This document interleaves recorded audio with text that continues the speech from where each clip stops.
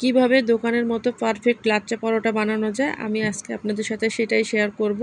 আশা করব আমার ভিডিওটা শুরু থেকে শেষ পর্যন্ত আপনারা দেখলে আপনারাও ঘরে বানাতে পারবেন এত সুন্দর করে লাচ্চা পরোটা। তো সবার প্রথমে একটা মিক্সিং বোলে দিয়ে দেব একটা ডিম, তারপরে দিয়ে দেব 2 চা চামচের মতো চিনি।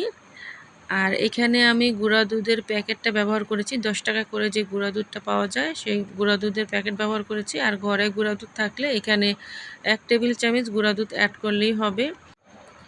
এরপরে দিয়ে দেব এখানে পরিমাণ মতো লবণ। লবণটা একটু বুঝে শুনে দিলেই হবে। আমি এখানে হাফ কেজি ময়দার জন্য লবণ অ্যাড করেছি। এরপরে ভালো করে হাতের সাহায্যে মিক্স করে নিতে হবে। এটা যত ভালো করে করবেন তত পরোটাটা সুন্দর। আমি যেই সাইজে পরোটা বানাবো এটার জন্য হাফ কেজি ময়দায় 6 পিস পরোটা হবে। এরপরে এই মিক্সটা খুব ভালোভাবে করতে হবে। এই মিক্সটা যত ভালো হবে পরোটাটা ততই সুন্দর হবে। এখানে সবগুলো একসাথে মিক্স করে তারপরে একটু একটু করে পানি দিয়ে একটা নর্মাল ডো তৈরি করতে হবে। আর খেয়াল রাখতে হবে এটা যাতে একেবারে নরম বা একেবারে শক্ত না হয়ে যায়। খুবই সুন্দরভাবে একটা ডো বানাতে হবে। আর বেশি নরম হয়ে গেলে হাতের তালুতে একটুখানি করে তেল নিয়ে এটাকে সুন্দর করে মাখিয়ে নিতে হবে, তাহলে হাতের তালুতে আর লেগে যাবে না।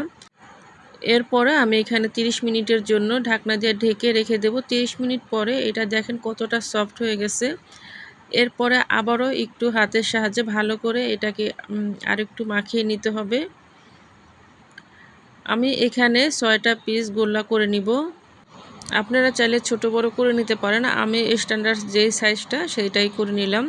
এখানে হাফ কেজিতে আমার 6টা পরোটা হবে। এরপরে এরকম করে তারপরে আমি এটাকে রুটির মতো করে একটা শেপ দিয়ে নিব। তো রুটির মতো করে বেলে উপরে একটু তেল আর দিয়ে দেব হলো সামান্য পরিমাণে একটু ময়দা দিয়ে তারপরে এরকম করে একটা ভাঁজ দিয়ে নিব। এই ভাঁজটা দেওয়ার পরে আপনারা আলতো হাতে চাইলে মুড়িয়ে এটাকে ডোটা করে নিতে পারেন। তো আমি এইভাবে করি, একটু জিলাপির মতো একটু পেস্ট দিয়ে করব। তো এটা আসলে লাচ্চা পরোটা অনেকভাবে করা যায়। এটা হচ্ছে একেবারে চিকন চিকন করে কেটেও আপনারা চাইলে করতে পারেন। তো আমি আজকে এভাবে শেয়ার করলাম।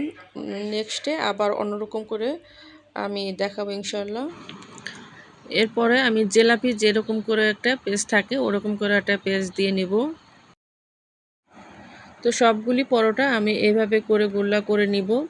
আশা করব আপনাদের বুঝতে সুবিধা হয়েছে। আর যদি না বুঝে থাকেন অবশ্যই কমেন্ট করে জানাবেন।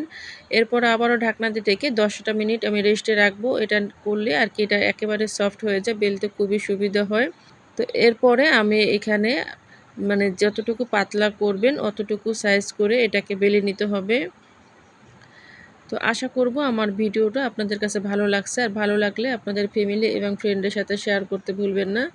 আর যারা আমার চ্যানেলটিতে নতুন তাদেরকে রিকোয়েস্ট করব চ্যানেলটিতে সাবস্ক্রাইব করে পাশে থাকা বেল আইকনটি অল ক্লিক করে রাখবেন, যাতে করে নতুন নতুন ভিডিও দেওয়ার সাথে সাথে আপনাদের কাছে সবার আগে নোটিফিকেশন চলে যায়।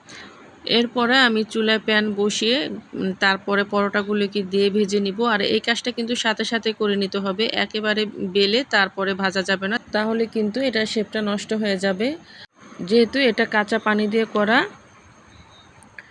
এরপরে রুটির মতো যখন কালার হয়ে আসবে তখন তেল দিয়ে এরকম ব্রাউন কালার করে ভেজে নিতে হবে। আর এটা একেবারে খুরচুন দিয়ে চেপে চেপে করে নিতে হবে কালারটা। তো আলহামদুলিল্লাহ আমার সবগুলি পরোটা ভাজা হয়ে গেছে। আমি আজকে পরিবেশন করব বিফ চাপের সাথে। আপনারা চাইলে এটা যে কোনো কিছুতে খেতে পারবেন, এটা চায়ের সাথেও কিন্তু খুব ভালো লাগে।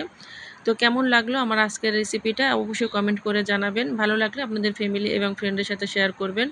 দেখা হবে নতুন আরেকটি ভিডিওতে। সেই পর্যন্ত সবাই ভালো থাকবেন, সুস্থ থাকবেন। আসসালামু আলাইকুম, আল্লাহ হাফেজ।